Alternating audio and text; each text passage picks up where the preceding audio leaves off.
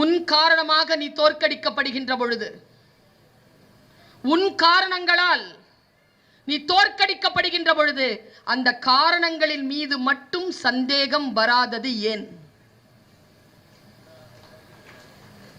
எல்லா தவறுகளும் நடக்கின்றன, ஆனால் காரணங்களை அடுத்தவர்கள் மீது சுமத்துகிறோம். இந்த பிழை நடப்பதற்கு, என் வாழ்க்கையில் இந்த தோல்வி நடப்பதற்கு ஏதோ ஒரு காரணமாக நான் இருக்கிறேன் என்று நான் அந்த காரணங்களின் மீது சந்தேகத்தை எழுப்புகிறேனோ, அப்பொழுதுதான் என் வாழ்க்கையில் சில உயர்வுகளை நான் பெற முடியும். நான் இந்த வார்த்தையை உங்ககிட்ட சொல்றேங்க. நான் பல நேரங்களில் இதை பேசி இருக்கிறேன். மிக நுட்பமான விஷயம் நான் சொல்வது. இப்ப சமீபத்தில் மேட்ச் பார்த்தீங்களா? ஊன்னு சொன்னீங்க, என்ன மேட்ச்னு கேட்கணுமா இல்லையா? ஃபுட்பால் மேட்ச் பார்க்கல, கிரிக்கெட் தான் பார்ப்பேன். வேர்ல்டு கப் நடந்துச்சுங்க. யாராவது ஒருத்தராவது இருக்கிறீங்களா? ஜெயிச்சது எந்த கண்ட்ரி? சபாஷ். யாருமா? அர்ஜென்டினால. Very good. ஒரு 12 வயசு பொண்ணு சிவகங்கையில் இருக்கக்கூடிய ஒரு இடத்துல உட்கார்ந்துட்டு அர்ஜென்டினா மெஸ்ஸின்னு சொல்றானா, மெஸ்ஸியினுடைய வாழ்க்கையில் அவன் அடிச்ச டிக்க கொஞ்சம் நினைச்சு பார்த்துக்க. அவன் அடிச்சுட்டாங்க, டிக் அடிச்சுட்டான் மெஸ்ஸி.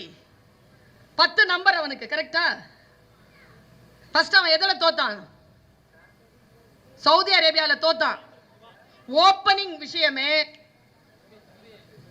தோத்தான். சவுதி அரேபியா கிட்ட தோத்துட்ட உடனே எல்லாரும் கேட்டாங்கங்க, who is Messi? who is Messi? யார் அவன்? யார் அவன்? 4 வேர்ல்ட் கப்புங்க. 4 வேர்ல்ட் கப்லயும் அவன் பெஸ்ட் ஃபுட்பாலர். அவன் தான் மேன் ஆஃப் த மேட்ச். அதை வச்சு முத்தம் கொடுத்துட்டு இருப்பான். அது இன்ஸ்டாகிராம்ல இருக்கு. முத்தம் கொடுத்துட்டு இருப்பான். அதுல அவன் முகத்துல ஒரு சோகம் இருக்கும்.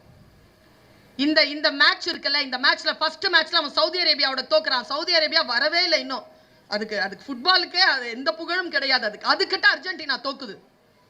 Great fall. இது ஒரு வீழ்ச்சி. எல்லாரும் அவனை கிண்டல் பண்றாங்க. அவன் நொந்து போகலையே. கடைசியா கப்பா அவன் தானே ஜெயிச்சான்.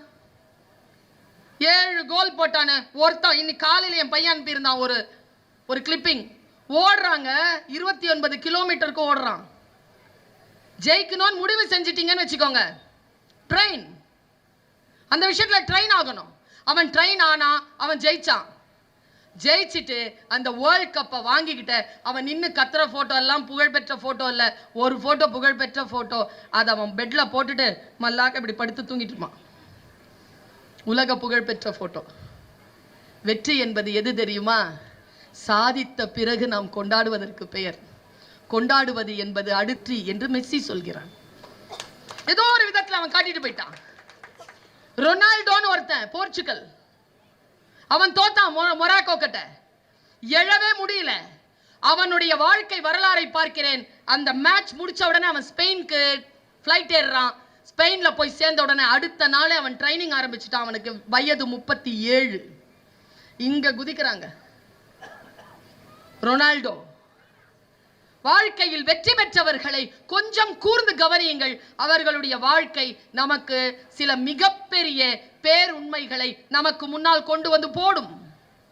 பல நேரங்களில் நாம் தோற்கின்ற இடம் எது தெரியுமா? நம்முடைய மனதிடம் தான் நாம் தோற்று போகிறோம்.